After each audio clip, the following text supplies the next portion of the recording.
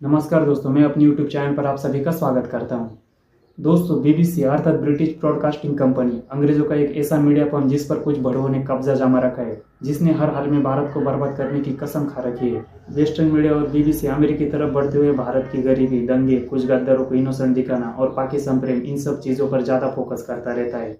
असल में इन सभी समस्याओं की जड़ देश के ज़्यादातर गद्दार ही है, जो वेस्टर्न मीडिया और बीबीसी के चहेते हैं। उन्हें इस देश से कोई लेना देना नहीं। भारत की बजाय उनका बीबीसी प्रेम चरम पर रहता है। वैसे ये भी एक बात है कि बीबीसी के कुछ एंकर्स बहुत हॉट है, जैसे कि इंडियन मीडिया में चित्रा जी है। रही बीबीसी और भारत की बात, तो भारत के विकास और डेवलपमेंट जो भारत को गरीबी से लेकर अमीर तक ले जा रहा है, उस पर बीबीसी और वेस्टर्न मीडिया कभी बात नहीं करेगा।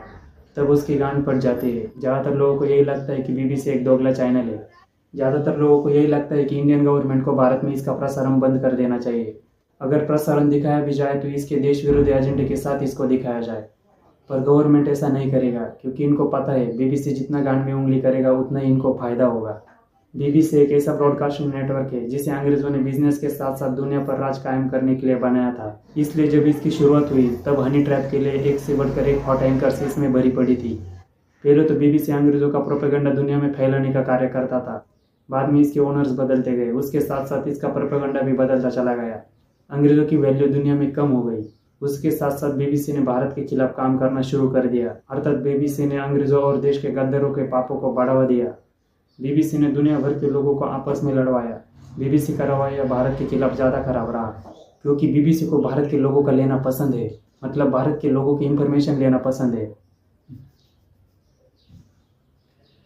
भारत का बढ़ता प्रभाव उसके चहेतों के लिए हमेशा के लिए एक बड़ी चुनौती रहा है, क्योंकि बीबीसी में जो चमन चुतिए लोग बैठे हैं उन्हें हमेशा से लगता है कि 1947 में इतने छिन्न विच्छिन्न अवस्था में छोड़े जाने के बावजूद ये देश इतना आगे कैसे बढ़ा। दोस्तों, बांग्लादेश और पाकिस्तान के साथ साथ ब्रिटेन एक ऐसा देश है जिसने भारत को बर्बाद करने में कोई कसर नहीं छोड़ी। पर उनके खुद के देश की स्थितियाँ देखकर उनको ये एहसास हो गया है कि वो गलत थे। उनको भारत की बजाय पाकिस्तान पर ज़्यादा फोकस करना चाहिए था। पाकिस्तान लोग उनकी अंग्रेज महिलाओं के बेड़ तक पहुँच चुके हैं और ये गांडू लोग सोते रहे हैं, इसलिए समय रहते ही जगना जरूरी है। दोस्तों, बीबीसी ने हमेशा से भारत में रहने वाले कुछ गद्दारों की गोटियां सहलाई है, उनकी विचारधारा को बढ़ावा दिया है, भारत के ज़्यादातर लोगों का फ्यूचर फक कर दिया, उन पर ब्रिटिश एजेंडा थोपा। बीबीसी को भी ये बात याद रखनी चाहिए कि भारत के लोगों को कुछ गद्दारों की वजह से फिर से सिविल वॉर का सामना करना पड़ा तो वो खुशी खुशी इसके लिए तैयार है, क्योंकि यहाँ के लोग जीरो से शुरुआत करना जानते हैं। फिर से हम एक नई दुनिया बसाएंगे, पर ब्रिटेन हो या बीबीसी अपने अस्तित्व के लिए संघर्ष करता रहेगा। आगे चलकर बीबीसी को भी इसकी बड़ी कीमत चुकानी होगी। हर एक भारतीय को बीबीसी को बाइकआउट करना चाहिए।